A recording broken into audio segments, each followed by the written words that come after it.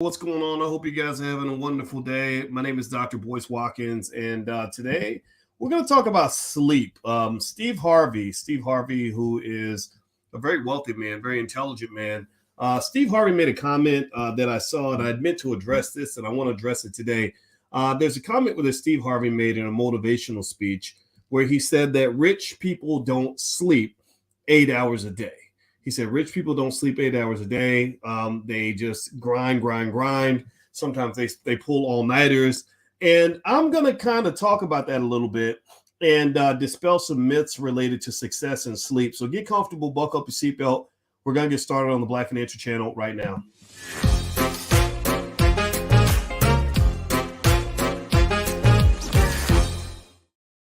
Hey, what's going on, guys? Welcome to the Black Financial Channel. That's theblackfinancialchannel.com. My name is Dr. Boyce Watkins. I am your friendly neighborhood finance professor. On the Black Financial Channel, we believe in Black wealth and Black economics, and we talk about Black wealth all day, every day, sometimes as much as 10 times a day under one condition. The condition is that we are Black first. You ain't got to be Black to be here, but we are representing the Black community 100%. We do not apologize for any of that. So if you're not Black and that offends you, then you should probably get to stepping because this ain't going to work out for you. Anyway, put your B1 in the chat, B1 to let me know that you're Black first. Also, let me know what city you're from. Hey, Kabibi. Hey, Shelton. Hey, Max Jerome.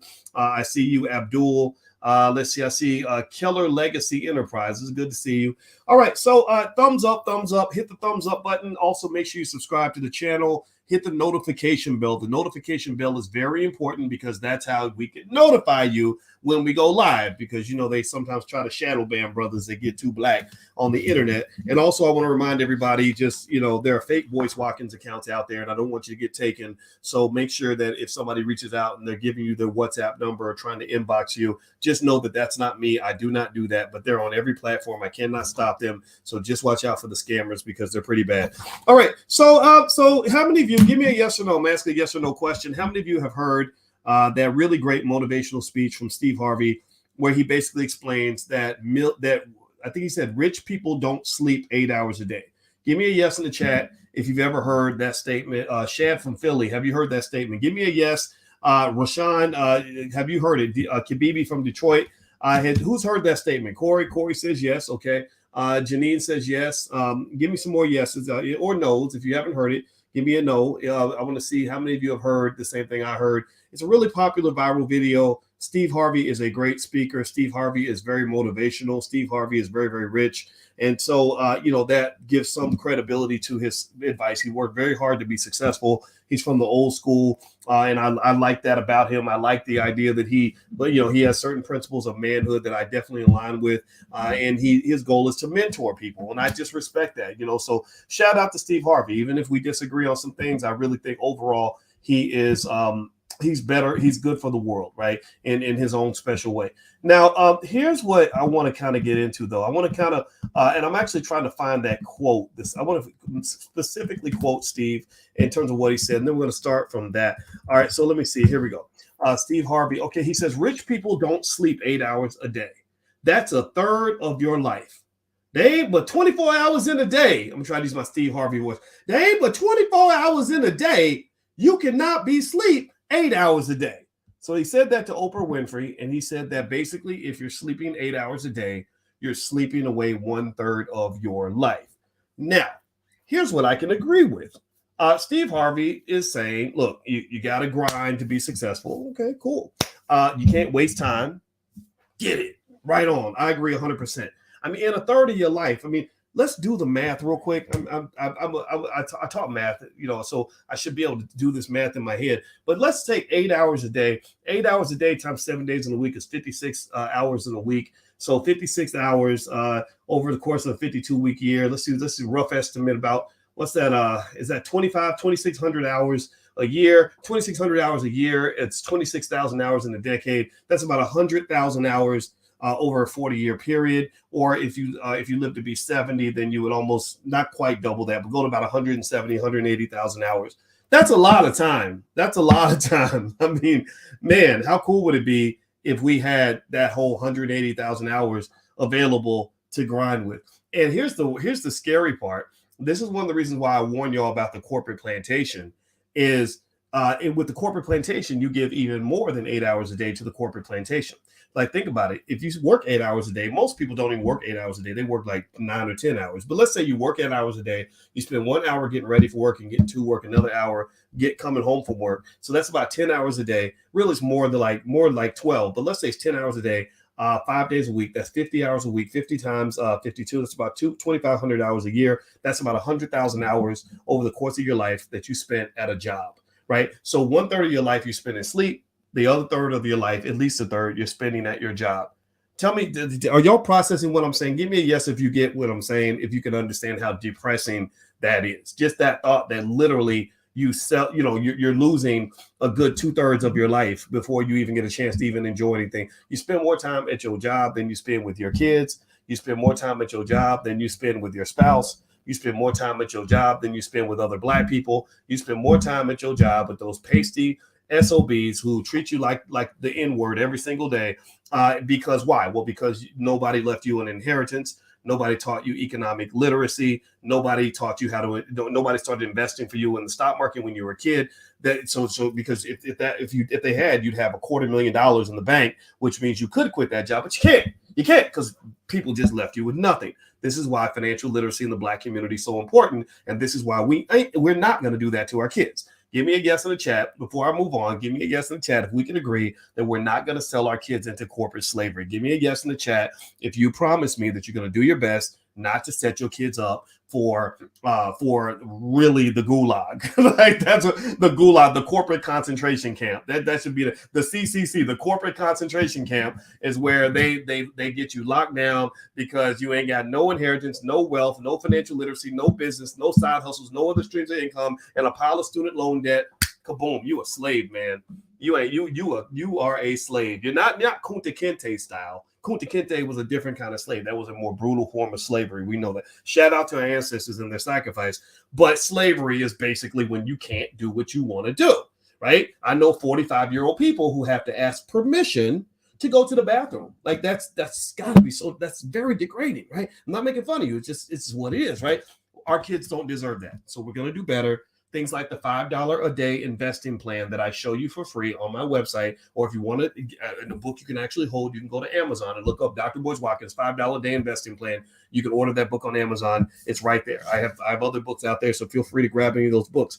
All right, so we know how to kind of get away from that, but let's go back to Steve Harvey and this conversation about sleep. See, I used to believe that too. I used to believe I had a homeboy who's got a platform called Sleep is for Suckers, and I like that title a lot. It's very catchy, and you know what? And I totally understand that point of view. When I was working on my PhD, I was like, man, sleep it. Only fools sleep. You can't be up here sleeping. You got to stay up as long as you can. I was pulling all nighters. When I was working on my doctorate, I would study 7, 8, 9, 10 hours a day, and I felt guilty for sleeping a full night. I really thought, this is for weak people. This is, I'm not going to achieve my goals. What's wrong with me? And I get it, right? I understand that. But then I started noticing a couple of things. When I was in college, I had this job where I would stay up. It was a graveyard shift job. It was a perfect job. It was at University of Kentucky, and I worked the front desk. And I had lots of crazy stories of drunk white people coming through the door, and they would sign in and call me the N-word or whatever. Like that poor little girl at the University of Kentucky who got attacked by the white girl because she was half drunk. Like, that was me. I was her 25 years ago because I had that exact same job in that exact same dorm. It went viral. Some of y'all saw it. But anyway. And what I noticed was that when I did not get to sleep at least 5 hours, I could not get back in sync. Has anybody ever worked a graveyard shift and just noticed how your body feels when you haven't really slept like a certain number of hours? Things just don't work right. I remember noticing, I said, why are my knees cold? Like, my knees would get cold. My nose would be cold. I would sneeze a lot. I would catch colds. I would sweat for no reason. I didn't understand. I was like, my body feels like I'm just dysregulated. I just don't understand. But at the same time, I was a young squirrel trying to get a nut. I was out here trying to hustle, trying to be somebody in the world. So I was like, okay, I got to fight through it. You got to fight through it. You got to fight through it. And my perspective has changed, right? I fought through some of it. I achieved a lot of goals. But as time went on, I'm going to tell you the truth. I started getting to the point where I said, man, I'm not going to miss no sleep over this. I can't do that, because when I was missing sleep, I wasn't happy. I felt like absolute shit. It just wasn't fun. And what fun is it to be successful if you hate your life the entire time? If you're just completely stressed out, your mental health is gone, you're grumpy as hell, you're tired, you're not focused, whatever, right? So that was my journey in terms of saying, okay, is there a way I can get plenty of sleep and still be successful? Well, I can proudly tell you that for the last 25 years, I not only sleep 8 hours a night, I take at least one nap every day, maybe two. In fact, if they offered me a job, I kid you, I promise, I put this on a stack of everything. I put this on everything. I put it on a stack of Bibles. If somebody offered me $20 million a year to take a job, like let's say I got let's say it's 7 or 8 million. Let's like Dion. Let's say I got the job in Colorado or something, right? Whatever. And they said, but the only requirement is that you got to come to work every day, and you have to miss your afternoon naps, and you might have to work with white people every day. Some of whom are going to be pretty nice, but some of whom are going to disrespect you because you're black. I would say absolutely no. Hell to the no. And the reason I wouldn't do it is because, one, I want my afternoon nap. Two, I don't want to be a slave. I don't want to be told what to do. I don't work well. Slavery, I'm not fit for slavery. I would get fired on the first week of the job. So the point is to say that sleep mattered, and I figured out it mattered just intrinsically. I did not know the science behind it, and I'm actually going to give you guys the science, and I'm going to hopefully convince you, especially any young person that's trying to be successful, that literally not sleeping. I did not know this, but after sort of, I married a therapist, and I also have a sister who's a medical doctor, and I did some research on the YouTube streets, and let me just tell you, not getting enough sleep, it doesn't just make you feel bad. It will actually kill you. It will actually kill you. It will actually kill parts of your body, like stuff like cancer and all that stuff is linked to a lack of sleep because your body is supposed to sleep. Now, before I do all that, if everybody could do me a favor, please hit the thumbs up button, thumbs up, share, and subscribe. And my website is boycewatkins.com. And I wanted to mention to you all, Julian Gordon, who is an absolute mastermind at multifamily real estate, is going to join us for an event called the Emancipation Equation. And it's totally free. For anybody that wants to get started in multifamily real estate, Julian is Mr. Multifamily. He's the best on earth at this. He's our dean of real estate in the Black Business School.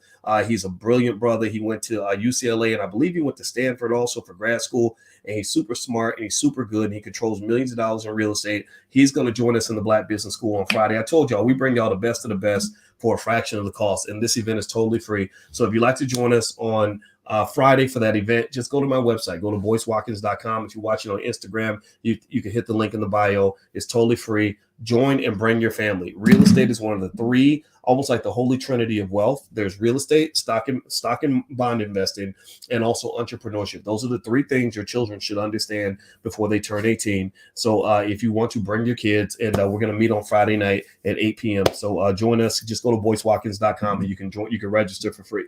Okay. So here's what we want to get. So we're talking about Steve Harvey and this quote about not getting enough sleep. And a shout out to Steve. Steve is a grinder. He's a hard worker. But I'm going to challenge this assumption a little bit. And so here's one thing I want to read to you guys. I read, if you quickly Google, according to the National Institutes of Health, what are some of the effects of a lack of sleep? And as I read each one, I want you to give me a yes in the chat if you know a black person or a white person, because everybody ain't got to be black. Just so y'all know, we don't hate nobody. We ain't got time to be hating people. If you know somebody who suffers from any of these ailments, okay, y'all ready? Okay. So according to the National Institutes of Health, sleep deficiency can be associated with heart disease. Give me a yes in the chat if you know any black person who has struggled with heart disease, had a heart attack, whatever, or maybe even, not stroke. I guess that would, I don't know if that could be connected to heart disease. Anybody know a black person that struggled with heart disease, maybe had a heart attack, something like that? Okay. Kidney disease. Anybody know a black person that's had kidney failure? Give me a yes in the chat if you know a black person whose kidneys did not do what they were supposed to do. I know somebody just this week, a 30-something-year-old relative of mine announced that his kidneys have failed, and we're very worried about him.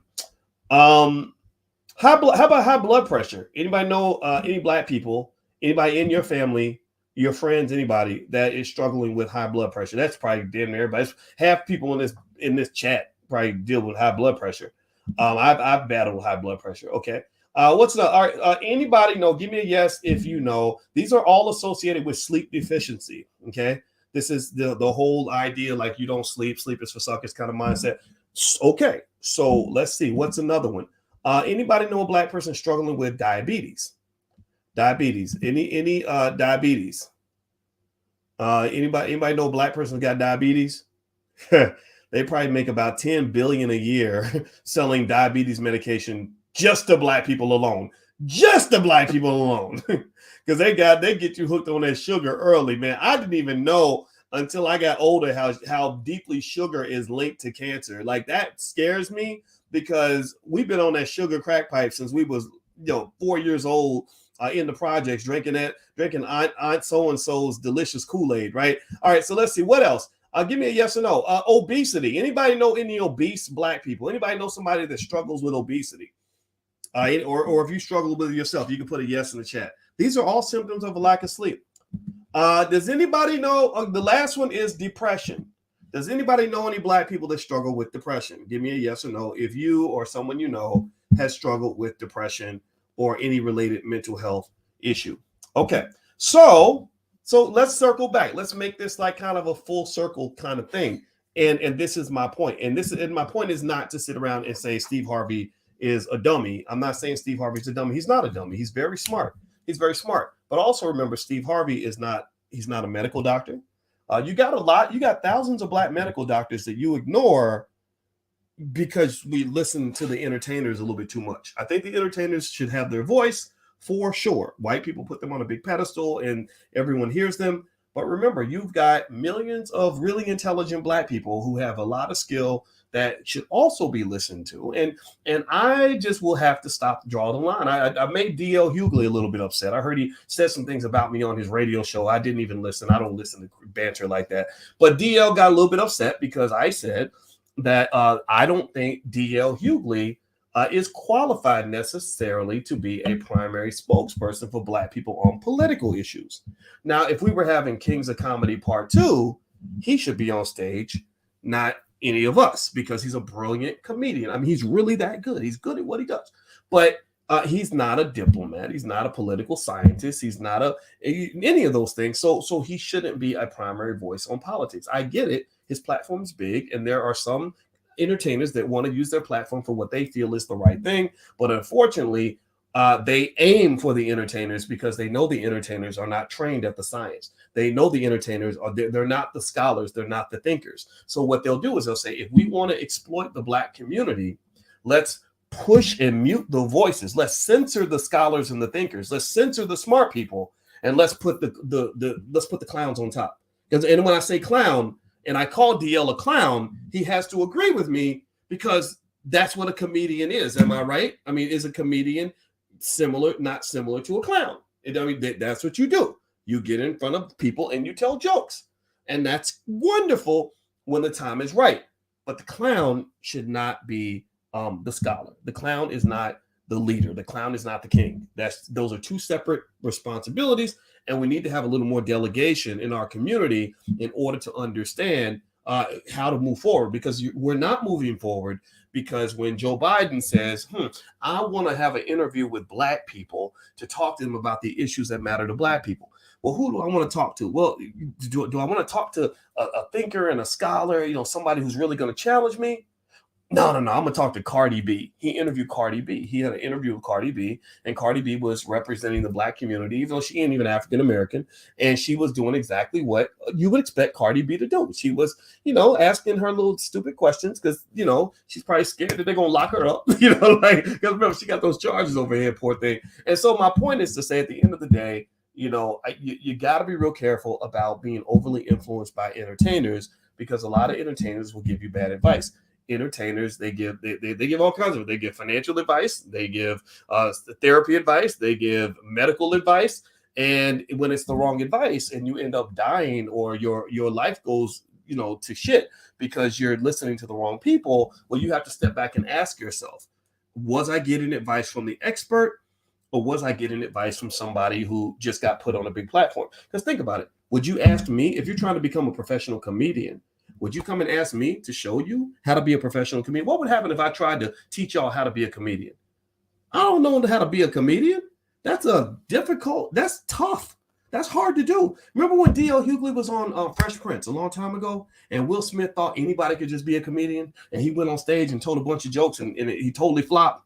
Anybody remember that? Anybody remember that episode? And D.L. came in and showed him how to do it and said, this ain't just something you could just wake up out, roll out of bed and do. And that gave me respect for what he does. So I respect the skill it takes to go tell jokes and to be a comedian. So it is with as much respect as I might have for him, he needs to have that same respect for people that are dealing with serious political issues in the Black community. Malcolm X talked about this. Malcolm X, years ago, he has a speech where he was saying that they always want to grab the entertainers and the clowns to represent the Black community. And then you wonder why there is no progress. Well, because unfortunately, they're not necessarily hip to exactly how things work. So the ideal scenario, and I'm going to go back to the Steve Harvey thing, but this is really just me giving y'all a stream of consciousness. I have to be honest. I can't sit here and lie. I know sometimes I talk and I offend people, but I can't worry about that right now. But I remember the best example I saw of an entertainer using their platform in an appropriate way was when Ice Cube went and wrote his contract for Black America. And when I first saw it, I said, oh, here we go. Let's see. Okay, another entertainer thinking they're going to lead the Black community. Let's see what he has to say. And I'm reading it. And I'm like, we need to do blah, blah, blah. Whoa, this is good. Whoa, this contains really good science. And this, what? Wow, these are really excellent recommendations. And then I find out that what Ice Cube did, and I give him so much credit for this, is he consulted with experts in the Black community. He said, okay, I understand this rap game. They put me out on top on this perch, but I'm not supposed to be out here by myself. I need to get backed by people that know what they're talking about.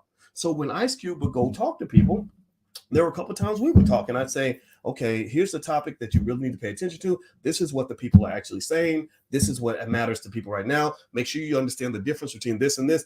And then he'd go and use his platform and literally lay it out in a beautiful way. And I would say, that is so great. That is so awesome. You know, so entertainers can play a role, but they don't need to take over the whole game, because when they do, they mess things up. They destroy entire movements. Nick Cannon came out and tried to get super gangster with the Jewish community, and they slapped him up like a little punk. They broke him down into little pieces in front of everybody. They butt broke him and completely undermined a massive movement because he didn't understand the difference between talking about it and actually being about it. And he didn't understand the difference between talking tough and being willing to make the sacrifice. The community is full of people who are marginalized and okay with that, who aren't getting the money that they could be getting because they've accepted the fact that they are really in this with both feet. And then you have people that want to kind of be in it with one foot. This is not a battle for the faint of heart. When you're talking about really trying to elevate a community, it requires a long-term commitment. Period. Okay, so let me get back to it. I didn't mean to go on that little tangent, but I had to share this idea, and I want to just sort of give you guys an honest stream of consciousness here. Do me a favor, if you could, hit the thumbs up button, thumbs up, share, subscribe. Make sure you hit the notification bell. My Instagram is The Real Boyce Watkins. I want to say hi to everybody on Instagram. And also, my book is actually out now. It's called The 10 Commandments of Black Economic Power. I've been working on this book for a couple of years, and this is designed specifically for those that want to build empires within their families. It is 10 simple rules, 10 simple commandments that can be applied that will turn your family into an economic behemoth within a generation. It talks about basically how to be what I call gang affiliated. In order to be economically successful, you must find your economic gang, your economic family, your clique, your tribe, whatever it is. You have to operate on code. You have to have standards of behavior. That means you got to confront certain behavior like making a bunch of babies and not taking care of them, borrow money from your relatives and not paying it back. You can't do that. You have to deal with people that want to be dead weight on the family. You got to deal with a lack of commitment to educational progress. You have to deal with a lack of commitment to economic intelligence. We have to deal with all these things. So this book gives you a simple blueprint. It's designed to be easy to read. It's 200, how many pages is this book? About it's not even 200 pages, literally. So feel free to go take a look. It's out on Amazon, or if you want to just go to my website, it's drboycebooks.com, and you can check all around it, drboycebooks.com. Okay, so let me kind of talk about a couple more things with Steve Harvey. We're talking about Steve Harvey's quote about sleep and that rich people don't sleep 8 hours a day, and I kind of challenge that a little bit because, you know, I'm not as rich as Steve Harvey, but I'm not broke. I have a lot of investments and all that. I sleep my ass off. This morning I slept 8 hours a day, and I'm about to leave y'all and take a nap in a minute. I'm a sleeper because sleep actually wakes my brain up. Sleep makes me feel good about the world. Sleep makes sure that when I am up, my time is productive. And one of the rules that I also apply that has really helped me a lot, because remember, I had to juggle a lot of stuff. When I was working on my PhD, they'll literally do crazy stuff to you in a PhD program. You have no idea. Like, I was literally sitting next to the most brilliant students on earth from China and Russia and all that. So they'll do something like, they'll give you a whole book and be like, you're going to get tested on this book on Friday. Like, or in 2 days, you got to know everything in this book. And it's not possible sometimes. Like, you're just trying to figure out, how do I do all this impossible stuff? So I understand being under that pressure where you feel like you can't sleep. And so one of the things that I actually learned to do is one thing I do, for example, is I take my day and I break it into these like 20-minute blocks. These 20-minute blocks, and I account for what I do with all my 20-minute blocks. And I budget them just like you budget money. Right. I say, okay, I got 20 blocks to work with, 20-minute blocks to work with, 20, and I'm going to do 20 things today that are going to improve my life in a certain area. And then what I also do is I limit the things that matter to me. I have 5 things on a list every year that I make that are the most important things in my life. These are the 5 things I take care of no matter what. So it might be running my business, taking care of my health. You know, me and my wife are into a fitness thing. We're trying to really get in shape. So health is important. Spending time with the kids, little things like that, right? And what happens is I then make a rule. I say anything that's not on this list of 5 is going to probably get pushed to the side. It's probably going to get pushed to the side. And that's why, for example, if somebody comes up to me with something that's not on my list of 5 top priorities, then you might be waiting a whole year to get a 5-minute conversation with me, because I'm handling the big things first. I'm making sure that my priorities get handled first. I also know that there's 8,760 hours in a year. I protect my energy like crazy. When I'm working, I turn off my phone. I don't want to hear no buzzes, no beeps, no nothing. I don't let my phones and social media control me. I go in for a while, I do my thing, and then I shut it off and I go live my life, right? So little rules in terms of time management are what will allow you to be successful and productive. I have so many people that think I work my ass, so they think I don't stop. They're like, Doc, do you ever sleep? You never sleep. It's like, yeah, I sleep more than you do. I just know how to automate. I know how to delegate, and I know how to manage my time. Like when I'm in it, I'm in it. When I'm not in it, I'm out. Right? That's it. It's not a lot of stuff that's just like fluff stuff. Or if I have a meeting, it's like, okay, what is the purpose of this meeting? If I can't see a purpose of this meeting that helps me achieve one of those 5 goals, then I'm not doing the meeting. I'm calling my assistant, like, hey, can you take this meeting? Because I ain't got time. I don't have the time for a 10-minute call, because it's going to be a 30-minute call. And then I'm going to be pissed off because I had to miss my nap over something that isn't helping me get closer to the final objective. And I play video games. Yeah, somebody said that. Yes, I love it. I play Call of Duty, and my son taught me how to play, and I love it, and I'm really good at it now. So the point of the matter is to say that really I learned that there are so many valuable resources that you have in your life, we have in our lives, that have nothing to do with money. See, we get caught up, we get distracted by the money. I know the money really well. I'm a professor of money, right? I understand money really deeply. And one of the things I understand about money is that sometimes we give the money too much attention and we forget about the wealth, because sometimes the wealth is different from the money. So ultimately in life, there's 3 general areas of life that measure quality of life: health, wealth, and relationships. Health, your physical and mental health; your wealth, which might be income and financial security, let's say, and then your relationships with the people that matter to you. Do you have healthy relationships? Are you managing those relationships properly? Are you investing in those relationships? Are you creating proper boundaries?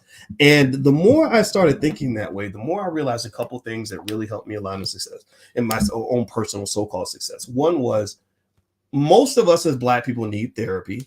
That's why I started hanging out with therapists. In the Black Business School, we created the first ever Black financial therapy department. It is the first one that I have ever seen. I've never seen a university that has a Black financial therapy department. My wife is the one who inspired me to think about this, because as I started talking to her about trauma and triggers and relationship management and all that, I said, I understand part of the reason that Black people are going broke. Our relationships fall apart. You know, you got black men murdering black men. You got black women that hate black men. You got black men that hate black women. You got black men that don't want to take care of their kids. You got black folks starting businesses and then they end up stabbing each other. Like all kinds of crazy stuff happens, and it all links back to trauma. It links back to things that happened when you were a kid that just kind of disrupted your view of the world. So my first thought was like, okay, we all need therapy, including me. So I do. I'm very proud. I will openly state that I talk to my therapist all the time because I love having somebody that can look at me from the outside in and say, okay, Boyce, these are some things we got to work on. Or I might be in a conversation and I'll text her and say, I really want to cuss this person out and slap them. Can you help me find a better way to handle this so I don't ruin this relationship? Like we all go through this, right? So if you don't have that outside entity kind of helping you see yourself in a different way, then you're going to keep making the same mistakes over and over and over again. So as a good business investment for you to make right now, if you have the bread, is get yourself a damn therapist so you can deal with all the crap from your childhood that's making it hard for you to do basic things like get along with your husband well enough for you to build a business together, or for you to be able to connect with your kids in an appropriate way, or for you to be able to start something with other people and make that work. The second thing I realized is that time management is everything. Like the best thing I learned when I was in college, I realized that's when I found that I was pretty good at time management. I started when I was 19 years old, and I started by figuring out that there's 167 hours in a week. Is that right? Is that the number? Like 24 times 7, is that 167? Did I get that number? 168. I'm sorry. There's 168 hours in a week, right? So I was trying to figure out how to do well in college because I didn't belong in college. I had terrible grades in high school. And a lot of people will flunk out of college because they would just party and stuff. So I thought that going to the parties would cause me to flunk out. So I didn't want to go to the parties. But then I realized it wasn't the parties that caused people to flunk out. It's that they weren't doing anything in between the parties. Like they would go to the parties and they wouldn't do any studying in between the parties. So because I remember doing the math, I was like, okay, there's 168 hours in a week. I could sleep 8 hours a day. That's 56 hours of sleep time. That's 112 hours left. If I go to class, say 15 hours in a week, 112 minus 15 is 97. If I work a job for 40 hours a week, I work a full-time job, by the way, full-time job. I still got 57 hours left. That's 57 hours I can totally waste. But that's literally like 8 hours a day I could just throw away. And like I could sleep, I could watch TV, I could hang with my girlfriend, I could go play basketball.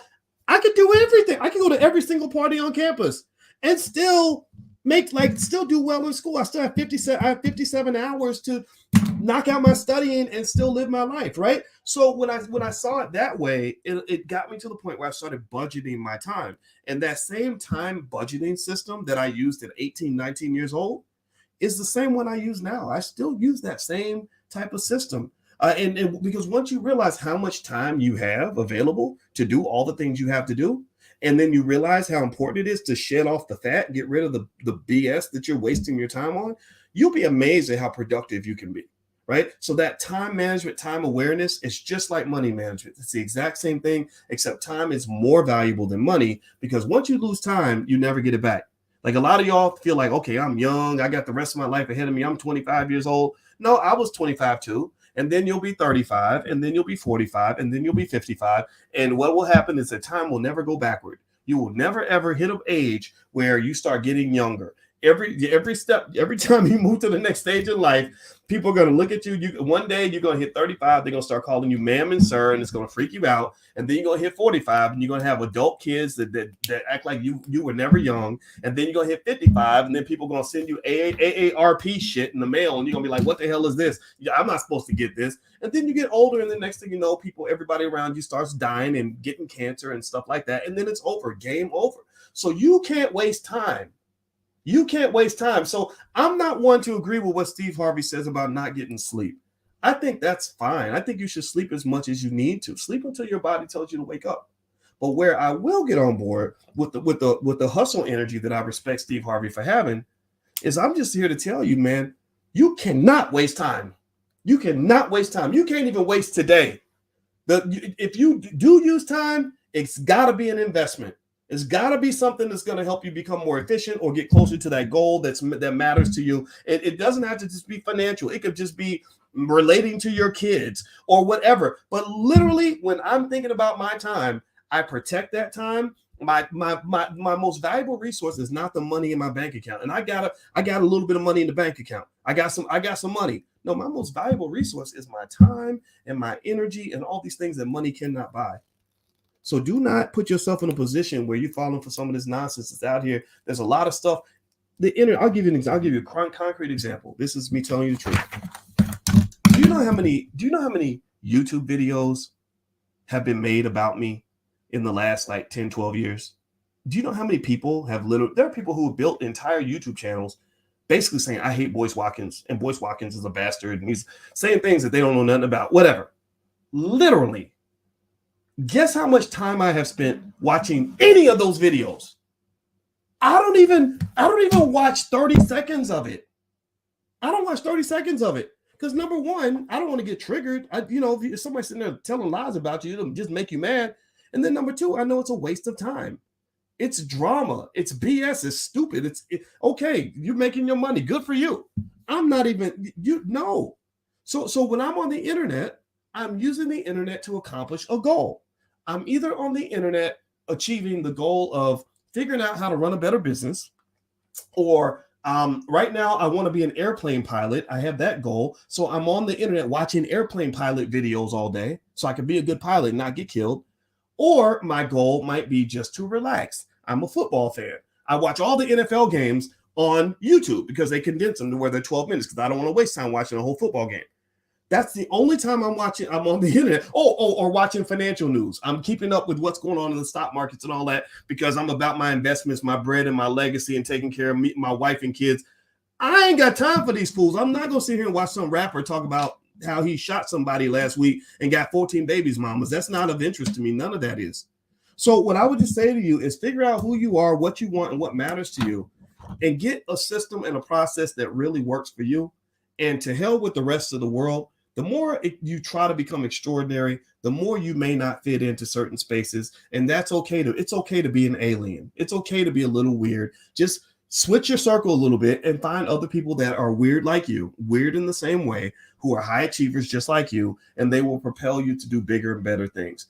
Don't waste time trying to explain all this to people who just ain't going to quite get it, or who are going to think you're uppity for trying to help them out.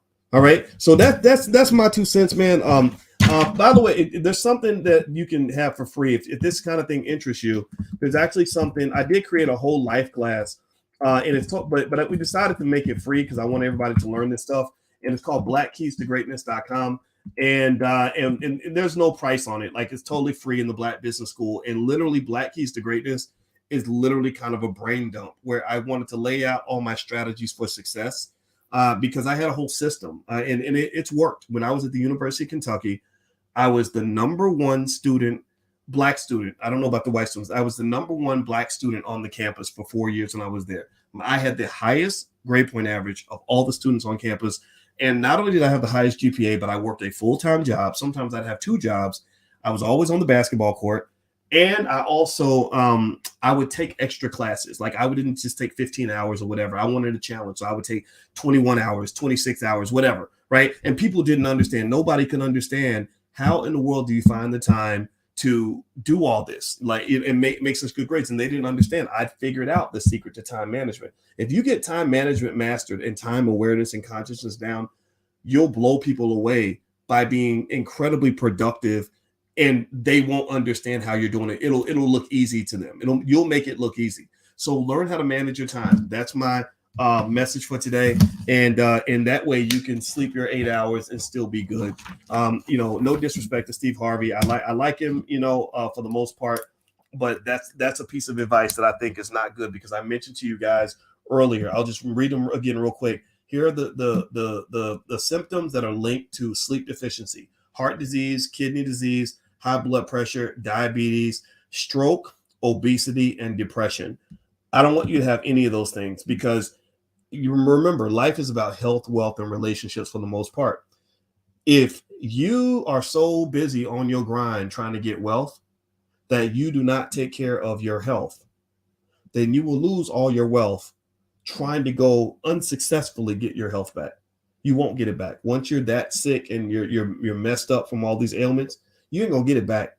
They'll just give you a bunch of medication, expensive medication, to manage it, so that you don't die as quick as you would otherwise. But your quality of life will disappear. You'll never go back to how you felt when you were young and free and 22 years old. So just keep that in mind. Get your sleep. But when you wake up, that 14 hours or whatever you have per day, handle your damn business. Be a grown-up. Shut out that bad energy. Stop wasting time with losers. Just walk away from those conversations. Turn off your phone. Stay out of your email and out of social media until you have the appropriate time. Control all of that. Don't let that stuff control you. That is how you become successful. And that's my 2 cents. And I appreciate you guys for listening. I hope it helps somebody. All right, guys. So do me a favor. Hit the thumbs up button. Thumbs up, share, subscribe. If you'd like to join us for the multifamily event, multifamily real estate event on Friday, you can go to boycewatkins.com. It's totally free. Julian Gordon is going to introduce you to multifamily real estate if that's something you want to look into. It's a great way to generate streams of income. Real estate is actually one of the greatest wealth building mechanisms that there are. So if you'd like to join us for free on Friday at 8 p.m., you can go to boycewatkins.com. The link is right there at the top, and hope to see you guys then. So take care. Hit the thumbs up button on your way out. God bless you, and I will see you soon. Have a good day, everybody. Peace.